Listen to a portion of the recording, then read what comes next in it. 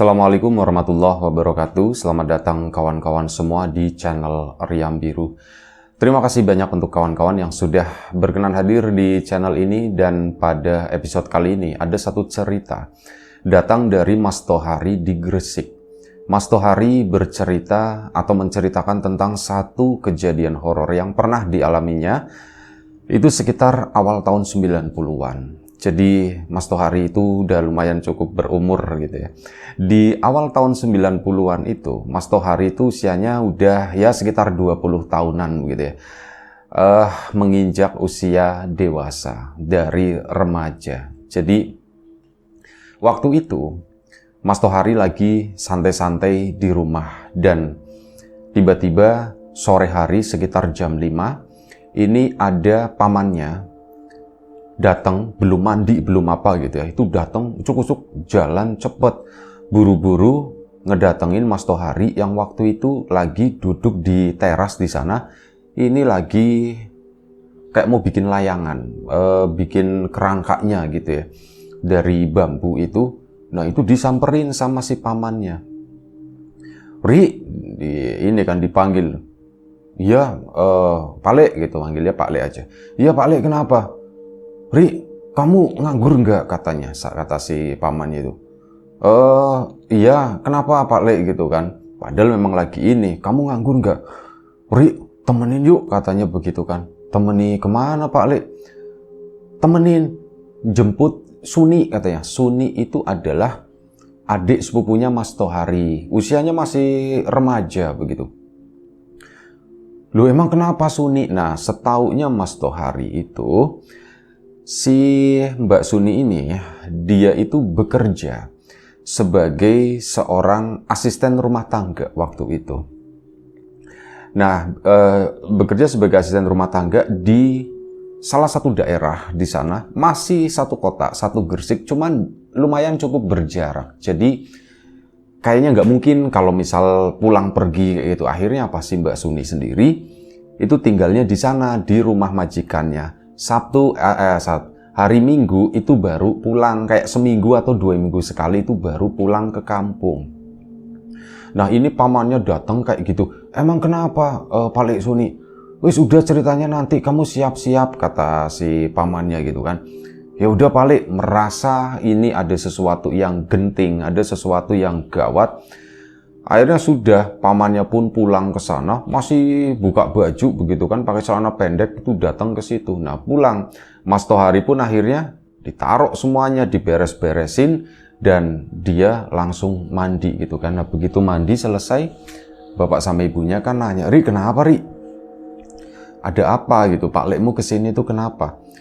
Pak Lek nggak tahu ngajakin, katanya mau jemput Suni, kayaknya gawat katanya. Kenapa ya Ria ditanya sama bapak? Ya udah tahu Pak. Jangan-jangan Suni dipukulin sama majikannya atau bagaimana? Atau dipecat atau bagaimana gitu ya. Ya pikirannya Mas Tohari hanya sebatas itu. Sampai akhirnya udah selesai kan. Mandi dan sebagainya siap-siap. Pak Leknya ditungguin gak datang-datang. Loh ini kemana sih gitu ya. Ini orang kemana gitu. Udah dari tadi buru-buru. Ini udah setengah jam berlalu. Waktu itu udah sekitar jam 5 sore. Kok nggak datang-datang ini orang gitu. Akhirnya apa? Ya kata bapaknya udah Ri samperin aja ke sana gitu. Pastiin cari informasi katanya begitu. Iya Pak, Mas Tohari pun ke sana ke rumah pamannya, ke rumah Pak Leknya tadi. Pak Lek, gimana? Iya Ri, ini baru siap kata si Pak Leknya begitu kan. Ini baru siap Ri. Kamu udah siap Ri? Wah aku udah siap dari tadi Pak Lek gitu. Emang kenapa sih Pak Lek, ada apa? Suni gawat katanya. Gawat gimana Pak Lek? Wis pokoknya gawat. Ya sebentar dulu, gawatnya itu gawat gimana? Tadi ada perwakilan dari keluarga majikan kesini, katanya Suni dijemput aja katanya begitu kan. Loh emang apa yang terjadi Pak Lek? Ya mereka nggak mau cerita. Pak Lek disuruh ke sana dulu nanti biar lihat langsung katanya begitu. Yo siapa yang nggak cemas gitu kan? Yo wis yuk Pak Lek, ayo sekarang gitu kan. Tapi ini menjelang maghrib Ri. Alah Pak Lek kayak sholat aja kata si Mas Tohari begitu. Ya sudah yuk berangkat waktu itu. Akhirnya ya berangkat ke sana naik angkot zaman-zaman segitu gitu ya. ini naik angkot, naik kendaraan umum lebih tepatnya ya. Nggak tahu, entah minibus atau bus atau apapun itu nggak tahu, kurang tahu. Nah, akhirnya udah naik kendaraan umum ke sana. Ya namanya naik kendaraan umum kan nggak secepat mungkin dulu Mas Tohari nggak ada motor, Pak Leknya juga nggak punya. Kalau Mas Tohari bilang kami itu hidup di bawah garis kemiskinan, jadi wes sehari-hari itu fokusnya boro-boro mikirin beli motor. Yang penting bisa makan aja itu udah seneng, kata si Mas Tohari. Akhirnya wes jalanlah mereka berdua. Ya, ketemu akhirnya sama maghrib pergantian hari gitu ya, sekitar jam 6 sore, karena buat jalan dari kampungnya menuju ke jalanan di mana di angkot lewat itu kan lumayan cukup jauh, itu memakan waktu itu udah sekitar setengah 6. Jalan mereka maghriban di tengah jalan begitu, dan singkat cerita, ya hari udah gelap. Mereka pun tiba di kampung majikannya si Mbak Suni tadi. Mereka pun langsung ke sana ya ngobrol-ngobrol. Pak Lek kenapa sih sebenarnya, ditanya terus. Aku ya nggak ngerti Ri, aku belum ngerti. Tapi yang jelas gawat, kata si Pak Leknya tadi. Ya wis hanya mentok sebatas itu. Nggak ada obrolan-obrolan lain. Sisanya ya obrolan-obrolan ringan biasa ya. Cuman kelihatan memang Pak Leknya itu memang panik banget. Udah jalan, mereka menyusuri kampung tersebut. Singkat cerita, sampailah di rumah si majikannya Mbak Suni. Begitu sampai, rame di situ di rumah. Itu nggak rame banget, tapi ada beberapa orang lah. Yang ya mungkin ini bukan bagian dari keluarga, melainkan kayak tetangga atau apalagi main di situ. Rame, Ri, katanya. Iya, Ri, kamu sana yang ngomong, katanya. Loh, kok aku yang ngomong? Kamu kan masih muda, kata si Pak Lek. Loh, apa hubungannya Pak Lek? Dorong-dorongan kayak gitu. Akhirnya Mas Tohari pun yang nyamperin ke situ. Assalamualaikum, permisi, kata si Mas Tohari. Waalaikumsalam, ya Mas. Kenapa Mas? Ini bapaknya Suni, langsung begitu. Ini bapaknya Suni. Nggak si Pak Leknya ya kan kaget gitu. Asem langsung dilempar begitu. Bapaknya ini Mbak Suni. Mari Pak, sini Pak. Ya, langsung nyambung tuan rumahnya gitu untungnya ya. Kamu main lempar-lempar aja, kata si Pak Leknya gitu. Ya habis mau gimana lagi Pak Lek, aku bingung masa. Nama saya Tohari. Saya diminta sama paman saya buat nganterin ke sini buat mencari seseorang yang namanya Suni. Ya apa kayak gitu ya, enggak lah Pak Lek lah, langsung aja gitu kan. Nih, bapaknya entah nyambung kan Pak Lek. Iya nyambung. Pak Leknya tuh pengen ketawa waktu itu, cuman yo karena dia lagi kondisi panik akhirnya ditahan gitu ya, ketawanya tuh nggak jadi. Mas Toharinya juga seperti itu ya, pengen ketawa cuman ngeliat Pak Leknya lagi panik, dia pun nggak jadi. Mereka tuh biasa bercanda soalnya si Mas Tohari sama si Pak Leknya, biasa begadang bareng lah seperti itu. Akhirnya ke sana, masuk ke ruang tamu dulu, disuruh nunggu, dan si tuan rumah yang laki-laki, begini Pak, ini nuwun sewu sebelumnya. Ya kenapa, anak saya kenapa? Langsung panik kan. Suninya mana Suni? Sebentar Pak, saya ceritain dulu, kata si bapaknya. Iya kenapa? Mas Tohari pun tenang, ngasih kesempatan itu buat bercerita ya. Jadi begini Pak, Suni itu bertingkah laku aneh katanya. Lu tingkah laku aneh kenapa Pak? Anak saya yang kecil itu awalnya pagi, berarti kapan kemarin Pak, itu dijilatin Pak, yang bocah segitu. Ya bocahnya sih enggak apa-apa, cuman kan ibunya yang ngelihat, Suni kamu ngapain gitu. Si Suninya itu cuman kayak ketawa begitu doang Pak. Terus apa lagi Pak? Ya saya minta maaf kalau Suni bersikap aneh, bersikap nggak sopan atau apa gitu ya. Ini si bapaknya minta maaf gitu, barangkali nggak berkenan atau bagaimana. Iya Pak, bukan masalah maaf atau apanya, itu udah kami maafin, kata si tuan rumah. Memang tuan rumahnya itu baik ya. Kalau misal Mbak Suni pulang itu suka dikasih lebihan, suruh bawa apa kayak gitulah, dikasih oleh-oleh, seringnya itu seperti itu, makanya baik. Dan memang nggak pernah, menurut pengakuannya Mbak Suni, nggak pernah yang namanya Mbak Suni itu dimarahin atau apa gitu, itu enggak. Ditegur pernah, dibilangin Suni jangan begitu gitu ya, wajar lah seperti itu ya. Nah ini pun kayak gitu, udah saya maafin, bukan masalah itunya Pak. Terus masalahnya itu apa? Mari Pak, ikut kami ke belakang.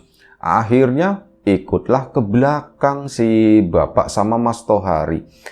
Nah, si majikannya Mbak Suni itu kan punya kandang ayam.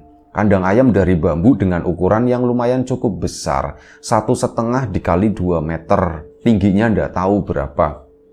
Menyesuaikan tinggi ayam lah gitu ya. Dan pintu kandang ayam kan ya muat cuman buat ayam doang ya.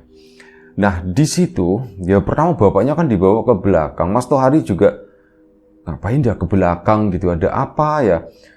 Begitu ke ruang belakang sana, ini kan dipagerin pakai bambu-bambu seperti itu.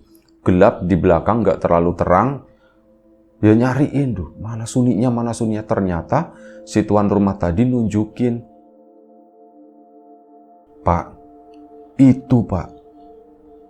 Suni di sana Pak, Mbak Suni itu di situ.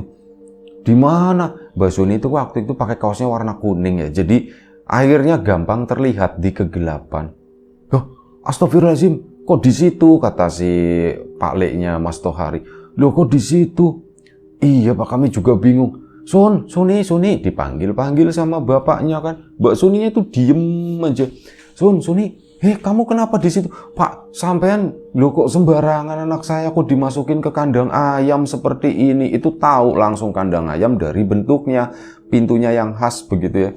Itu kelihatan dia tahu lah itu kandang ayam. Di mana-mana kandang ayam ya begitu mirip-mirip. Kok anak saya dimasukin kandang ayam? Pak, sabar dulu, kata si tuan rumah. Mas Tohari juga sempat marah juga waktu itu loh. Ya kok sepupuku dibeginiin, adikku kok seperti iniin. Tapi akhirnya dijelasin, Pak, ini bukan saya yang masukin ke situ Pak. Ya bukan orang sini yang masukin. Kami juga lagi bingung, kata si itu. Loh, bingung kenapa orang kayak gitu dimasukin? Yuk dikeluarin Pak. Pak, kami tuh bingung. Bingungnya apa? Pertanyaan, gimana caranya Suni masuk ke situ? Itu aja belum kejawab Pak. Disuruh mikir gimana cara ngeluarinnya. Ya apalagi itu Pak, terlalu jauh gitu ya. Masuknya aja kita ndak tahu gimana masuknya itu. Pintu itu kan cuma muat sama kepalanya Suni gitu. Kok bisa sebadan-badannya masuk ke situ Pak? Kandang itu udah tak periksa Pak, nggak ada yang rusak. Itu tuh keikat ke paku semua. Dan monggo Bapak, kalau mau ngeluarin Mbak Suni, monggo, kami udah coba tadi Pak. Ini ada yang jungkit gitu ya, yang buat nyongkel paku atau apa, itu udah disiapin. Pak, ini saya udah coba mau buka, tapi apa? Suninya ngamuk Pak di dalam, katanya ndak mau. Bilang nggak mau gimana? Ya nggak bilang apa-apa sih, cuman kayak gitu, kayak orang ngamuk. Ya saya takut nanti dia, itu kan bambu Pak, tajam, takutnya dia ada yang terluka atau bagaimana. Jadi ya wis, akhirnya ya bisa tak biarin aja di situ. Mas Tohari bertanya dengan pertanyaan kritis waktu itu. Pak Nuwun Sewu, ini kejadiannya kapan ya Pak? Pertama ya Pak ya, dari tadi pagi habis subuh nyariin Suni, kok Suni ndak ada. Kemarin itu pagi kan jilatin anak saya, malam harinya Suni itu ketawa-ketawa sendiri. Saya juga bingung, tak pikir lagi baca majalah atau apa gitu ya. Ya nggak tahu, saya juga nggak, cuman malamnya tuh kedengaran Suni kok ketawa-ketawa sendiri. Seperti pagi harinya tak cariin Pak sampai jam 6, istri saya juga bilang, wah Pak Suni minggat kali ya Pak ya. Nah pas istri saya ke belakang kaget, itu apa sih kuning-kuning di dalam, pakainya kaosnya tuh warna kuning. Ya Allah, Suni di situ di dalam. Ya akhirnya udah si istri saya ngasih tahu, Pak, mau tak congkel Suni, kamu ngapain di situ, keluar sini keluar. Dianya ndak mau Pak, kata si itu. Diterangkan begitu dan si Mas Tohari nanya, Suni udah berapa lama ndak makan? Ya berarti dari terakhir makan yo kemarin malam oh Pak, tak kasih makan di kandang ayam, yo saya ndak tega Pak, nanti ada kuman yang masuk ke nasinya gitu ya, meletik jatuh apa, yo kan ini, tak tanyain Suni kamu lapar atau ndak, dia diem aja Pak, nggak ini, yo saya juga, lah Suni udah tak anggap anak sendiri, kata si itu ya, kata keluarga tersebut. Nah di sana Bapak, si Pak Lek sama Mas Tohari pun emosinya itu mulai mereda, berusaha memahami apa yang terjadi. Akhirnya mereka pun mendekat ke sana. Suni dipanggilkan sama bapaknya. Suni, si Mbak Suninya tuh ngelirik gitu kan. Tapi ya lirikannya tuh kayak bukan anak itu. Jadi kayak sesuatu yang beda lah. Si Mbak Suni itu nggak ngenalin bapaknya. Padahal sama bapaknya itu deket banget. Ya sama Mas Tohari juga deket waktu itu. Ya disapa, diem aja sampai akhirnya Suni, ini tak buka ya kandangnya ya katanya. Itu nggak jawab. Akhirnya bapaknya pun ngebuka kandang tersebut. Itu di luar, tetangga itu banyak yang nonton gitu. Jadi nggak sepi banget. Itu kan pagernya itu kan pakai pagar bambu. Pagar bambu kan pasti ada sela-selanya kelihatan. Nah mereka itu ya pada nontonin di luaran itu. Bapak pun berusaha ngebuka itu tadi. Si Mbak Suninya diem aja, nggak berontak, nggak apa. Sebelumnya itu sempat ngamuk dan akhirnya kandang itu pun berhasil dibuka. Setelah susah payah ya, Mas Tohari sama Pak Leknya itu membongkar, kandang terbuka. Mbak Suni itu posisinya ya bukan telungkup ya, merunduk begini gitu posisinya. Karena ya kandang itu kan nggak tinggi. Dan akhirnya apa, Mbak Suni pun diomongin sama bapak, Suni pulang yuk, kata bapak itu begitu. Dan Mbak Suni itu nurut. Dia pun diangkat sama bapaknya keluar dari kandang tersebut. Yuk pulang yuk. Diem aja si Mbak Suni dan bau ya, karena bau itu akhirnya apa? Bingung kan, ini gimana ya? Suni kamu mau mandi dulu ndak? Kata bapak. Mbak Suni kali ini ngangguk, tapi nggak ngomong, dia cuma ngangguk. Akhirnya sudah dimandikan sama bapaknya. Ya mau gimana lagi, darurat soalnya. Istri dari majikannya ndak berani, ketakutan, takutnya ngamuk atau bagaimana. Setelah dimandiin sama bapak, udah bersih, digantiin pakaian gitu kan. Dan setelah itu Mbak Suni pun dibawa pulang. Nah dibawa pulang ini dipinjami sepeda motor sama majikannya. Udah Pak, ini sama sampean Mas, yang bisa bawa motor siapa? Mas Tohari bisa, karena sering minjem motor dari temannya itu. Dia belajar juga, bisa Mas Tohari yang nyetir, bapaknya itu di belakang, Mbak Suni itu di tengah-tengah, dipegangin takutnya tuh lompat atau bagaimana.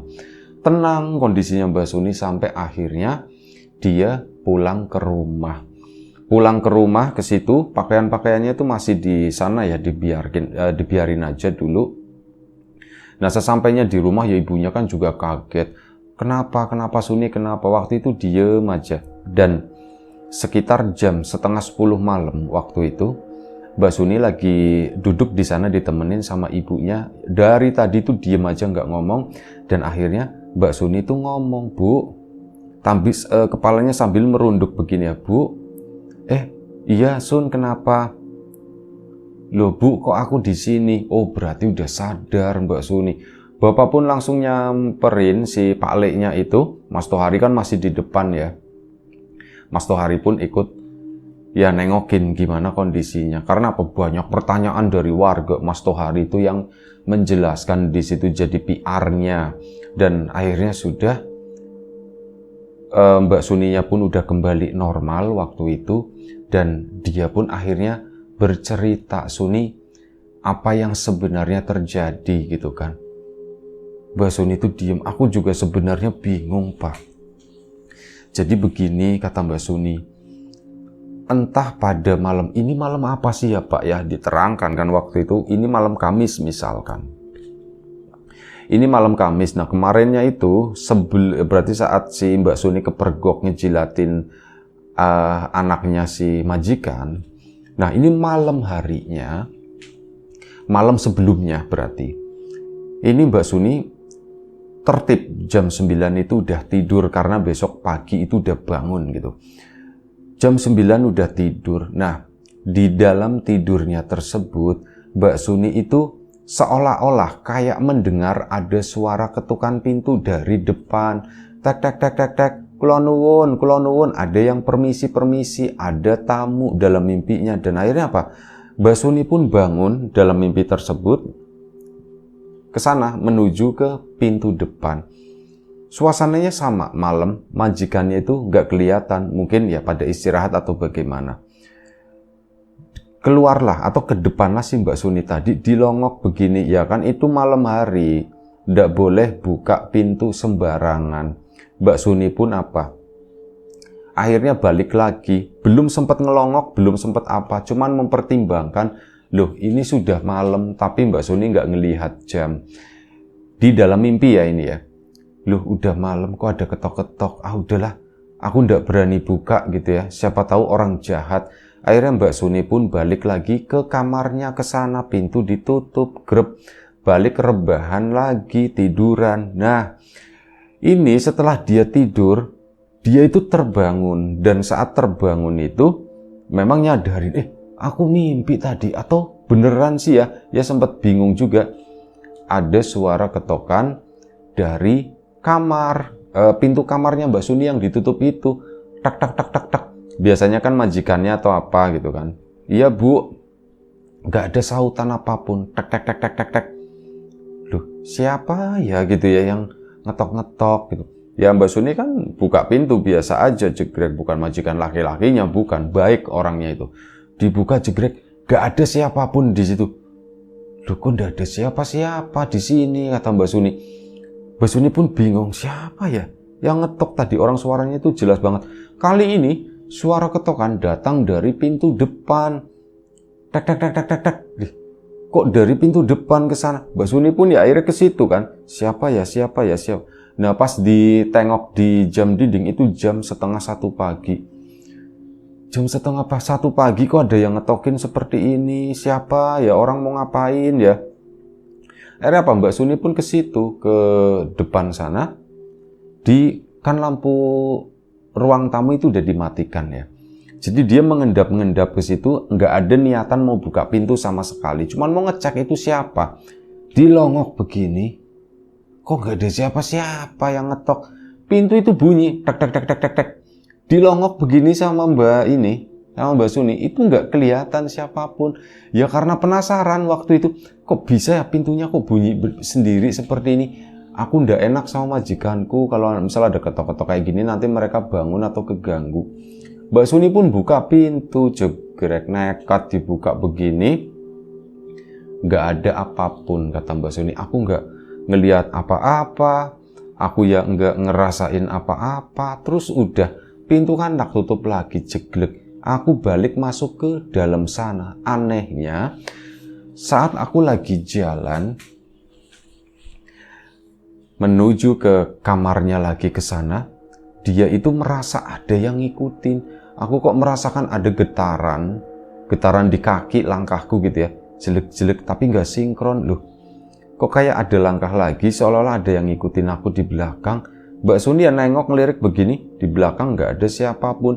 Jalanlah lagi dia tek tek tek tek. Nah di situ pundaknya Mbak Suni kerasa ada yang megang, dua-duanya begini. Kok pundakku ada yang megang ya? Mbak Suni langsung lari ke sana kan, menuju ke kamarnya. Masuk ke situ, kamar pun ditutup, grep. Dia langsung ngumpet karena takut ini pasti ada yang nggak bener, ada yang nggak beres. Dia pun langsung ngumpet, berusaha untuk tidur lagi. Nah setelah itu udah, Mbak Suni itu nggak inget apapun.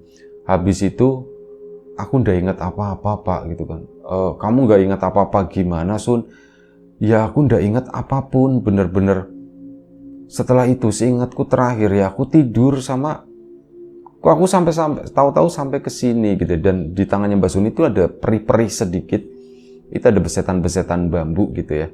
Nah akhirnya kan ngomong, Sun, diceritakan sama Bapak Suni, jadi begini, kamu itu waktu di situ, waktu masih di sana itu kamu masuk ke dalam kandang ayam. Kandang ayam Pak, yang di mana Pak? Yang di belakang. Itu kandang ayam kosong, memang ayamnya itu enggak ada. Di belakang Pak. Gimana masuknya? Nah itu dia yang kita itu bingung. Gimana cara kamu masuknya ke situ? Pintu kandang ayamnya kan kecil, cuman muat kepala kamu doang. Kok kamu bisa masuk ke dalam sana? Mbak Suni pun nggak ngerti apa yang sebenarnya terjadi, bagaimana dia masuk gitu ya. Cuman setelah itu Mbak Suni itu nangis tiba-tiba. Dia teringat sesuatu di saat lagi nggak sadar. Mungkin seperti itu ya. Pak, aku kok tiba-tiba ingat sesuatu. Nah, di momen tersebut, di saat Mbak Suni itu nggak sadar atau bagaimana ya, ini muncul satu bayangan atau seolah-olah Mbak Suni itu merasakan sesuatu.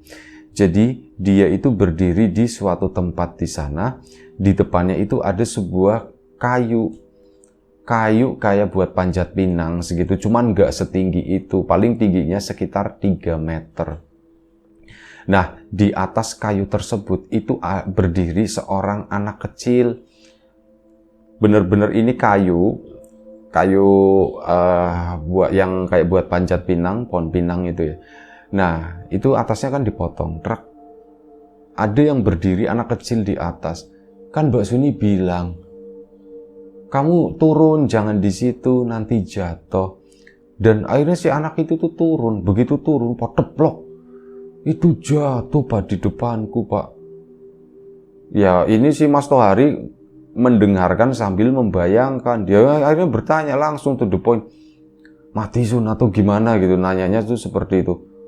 Enggak, kata si Mbak Suni, enggak. Dia, aduh ya gimana ya gambarinnya ya. Ya tragis lah. Belum meninggal, cuman udah rusak organnya, kurang lebih seperti itu. Itu berusaha minta tolong sama Mbak Suni. Mbak, tolong Mbak, kayak gitu. Ya Mbak Suni bingung, akhirnya apa ya diangkat sama dia, begini, dibawa ke suatu tempat. Mbak Suni teriak-teriak di sana, tolong katanya. Nah setelah itu datanglah beberapa orang warga. Kenapa ini jatuh, aku nggak tahu, ini jatuh. Terus apa, diambil si anak tadi sama bapaknya, yang Mbak Suni yakin itu bapaknya, itu diambil ke sana, dibawa ke suatu rumah. Mbak Suni pun ikut ke situ. Nah saat dibawa ke suatu rumah, ini si kakeknya si anak tersebut itu kan ngomong, kenapa? Nggak tahu Pak, ini kenapa? Jatuh, kata Mbak Suni, dikasih begitu kan, jatuh dari itu kayu yang di sana, kata Mbak Suni dengan bahasa yang sederhana seperti itu. Nah sama si kakek, si anak tadi itu dimasukin ke dalam kandang ayam. Sini, masukin ke sini, kata si kakek. Masukin ke sini aja, masukin ke sini. Mbak Suni juga gak ngerti gitu ya. Kenapa seperti itu? Disuruh masukin kandang ayam, ditutup grep. Udah, diemin semalam, kata si kakek. Lupa kok seperti itu Pak. Ini Pak dibawa ke siapa gitu. Oh iya, kondisinya waktu itu, kata Mbak Suni, itu bukan di zaman sekarang, tapi di zaman-zaman sebelumnya. Dilihat dari pakaiannya, dari orang-orangnya, bentukan, gaya rambut, rumahnya, dan sebagainya. Itu kayak orang dulu ndak tahu dari zaman kapan. Nah dimasukin kandang ayam yang bambu-bambu, dan itu masih diikat-ikat ya. Sepertinya nggak pakai paku atau apa. Nah ini dimasukin ke situ, katanya ditunggu besok pagi. Mbak Suni malam itu pun menginap di tempat itu. Nggak ada teman, nggak ada yang bisa diajak ngobrol. Mbak Suni pun tidur di bawah pohon di depan rumah tersebut di sana. Nggak ada yang nyapa, nggak ada yang nawarin makan. Cuman memang dia nggak merasa lapar juga waktu itu. Nah duduk di sana sampai akhirnya ketiduran. Keesokan pagi buta, mungkin sekitar jam 4:30, masih gelap gitu ya. Ini orang-orang itu udah pada bangun dan nengokin si anak tersebut. Mbak Suni pun ikut nengok ke situ, ke arah kandang. Begitu ditengok, si anak itu udah sembuh. Memang masih ada bekas darah kayak gitu tuh masih ada, cuman si anak itu tuh bangun dan ya udah normal, udah ngomong lagi, udah nggak sakit. Dan akhirnya apa? Si anak itu ngomong terima kasih, ditunjuk Mbak Suni begini. Ya orang-orang warga sana itu kan pada ngeliat karanya Mbak Suni, cuman dia menyadari sesuatu. Semua yang ada di sana itu nggak ada yang berwarna, semuanya itu hitam putih. Kayak Mbak Suni itu lagi nonton TV, ini awal tahun 90-an ya, TV itu masih banyak yang hitam putih lah, kurang lebih seperti itu. Nah, di situ yang dilihat Mbak Suni itu semuanya, kok wah nggak ada warnanya ya seperti ini ya, kok nggak ada, iya nggak ada warna gitu, cuman warnanya hitam putih semua. Dan si anak itu bilang terima kasih. Mbak, aku terima kasih, intinya begitu ya. Dan semua keluarganya pun terima kasih. Nah, di situ Mbak Suni bilang, aku pengen pulang, gimana caranya aku pengen pulang, ini aku ada di mana sih? Kamu jauh nak, kata si kakek-kakek yang nyuruh masuk ke kandang ayam. Kamu jauh nak, tapi aku pengen pulang Mbah, aku pengen pulang. Ya sudah, kalau kamu pengen pulang sini, kata si kakek. Perasaan Mbak Suni ndak enak nih. Ternyata bener, disuruh masuk kandang ayam yang dipakai sama si cucunya tersebut. Kamu masuk sini, nanti kamu pulang sendiri ke rumah ke sana, kata si kakek. Besok kamu pulang, katanya gitu. Ya Mbak Suni nggak ada pilihan, akhirnya dia pun masuk ke dalam kandang tersebut. Setelah itu, ya aku nggak tahu Pak, kok aku bangun-bangun, aku udah di sini, aku udah di rumah ini, aku udah pulang ke rumah, itu kata Mbak Suni begitu. Oh jadi gitu Sun, iya Pak. Kenapa ya Sun ya gitu ya. Bapak pun nggak ngerti penyebabnya itu apa. Cuman ya Mas Tohari sendiri waktu itu mikirnya, ini kok mistis banget seperti ini ya. Sun itu sebenarnya kesambet di mana sih, ini kok kayak orang kesambet seperti itu ya. Ini gimana ceritanya Sun? Kamu udah sakit waktu itu? Enggak, aku udah sakit apa-apa. Ya aku ini nggak ngerasain apa-apa. Cuman ya badanku pegel, mungkin karena itu kali ya, ini besat-besat perih, kata si Mbak Suni. Lah, aku nggak ngerti, kata si Mas Tohari. Gimana ya aku merangkai cerita ini, aku juga bingung, kata Mas Tohari. Ya biasa, keluar dan malam itu akhirnya udah si Mbak Suni sendiri disuruh istirahat. Dan ada sesuatu yang butuh dirangkai sama Mas Tohari mengenai cerita ini. Ini untuk menjelaskan ke majikannya Mbak Suni, supaya mereka itu nggak ketakutan, supaya mereka itu nggak trauma dengan kejadian ini dan mau menerima Mbak Suni lagi bekerja di situ. Soalnya apa? Orangnya emang baik dan Mbak Suni juga betah gitu ya. Jadi akhirnya apa? Dipikirin, dirangkai sambil cerita ke warga, misalkan ada yang nanyain atau bagaimana, dan hal itu disampaikan lagi ke bapaknya Mbak Suni. Sampai kurang lebih sekitar 2 hari, oh ya majikannya itu sempat nengok ke situ, ke rumahnya Mbak Suni. Gimana Pak Suni? Alhamdulillah udah baikan, apa yang terjadi Pak? Diceritakan semua oleh Mas Tohari. Bapaknya Mbak Suni sendiri itu nggak bisa cerita, akhirnya, Ri, kamu yang cerita Ri. Oh, diceritakan semuanya begini, seingat apa yang Mas Tohari ingat. Dan alhamdulillahnya kesempatan kedua itu datang Mbak Suni. Jadi ya sudah, kalau memang Suninya nanti udah sehat, berangkat lagi ya Pak ya, soalnya ya kami butuh orang dan kami cocok sama Suni, kata si majikannya tersebut. Dan akhirnya sudah sekitar 2 hari istirahat, Mbak Suni pun berangkat ke sana dan mulai bekerja lagi seperti sebelumnya. Sampai saat ini Mas Tohari, bapaknya Mbak Suni sendiri, termasuk majikannya, itu ndak tahu apa sih yang sebenarnya terjadi, pemicunya itu apa, kenapa Mbak Suni itu mengalami kayak gitu, kayak semacam mimpi, dibawa ke suatu alam, dan sebelumnya itu ada kejadian, itu ya, mimpi ada yang ngetok-ngetok rumah, dan sebagainya. Pemicunya apa itu nggak tahu sama sekali. Itu aja satu cerita dari Mas Tohari di Gresik. Mohon maaf kalau memang agak sedikit membingungkan soalnya, ini mohon maaf Mas Tohari, cerita yang dikirim dengan format tulisan yang mungkin kurang rapi gitu ya. Makanya narator berusaha membaca, berusaha memahami cerita tersebut. Ya tentu saja mungkin nggak sempurna gitu. Tapi terima kasih banyak Mas Tohari ceritanya. Kawan-kawan di rumah juga terima kasih banyak atas support dan dukungannya apapun itu. Kawan-kawan subscriber, kawan-kawan membership, kawan-kawan yang udah kasih support dalam bentuk super thanks ke Riam Biru, terima kasih banyak. Kawan-kawan yang udah ngasih like, udah nge-share ke yang lainnya, kawan-kawan yang udah ninggalin komentar juga terima kasih banyak. Kawan-kawan yang sudah memesan bawang gorengnya Wiji tentu saja terima kasih banyak. Mohon maaf kalau kemarin ada yang sempat tercancel, itu karena ada kendala teknis di pengiriman. Jadi kita udah request pick up tapi dari pihak ekspedisinya tidak mengambil. Ya wis lah, akhirnya resikonya seperti itu. Mohon maaf sebesar-besarnya. Dan untuk kawan-kawan yang sudah mampir di channel Lapak Horor juga tak lupa terima kasih banyak atas dukungannya.